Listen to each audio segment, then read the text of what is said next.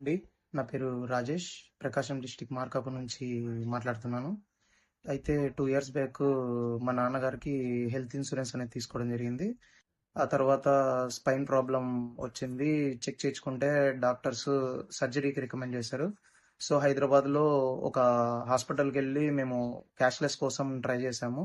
So, insurance వాళ్ళు అది work out అవ్వదు. మీరు రీయింబర్స్‌మెంట్‌కి ట్రై చేయండి.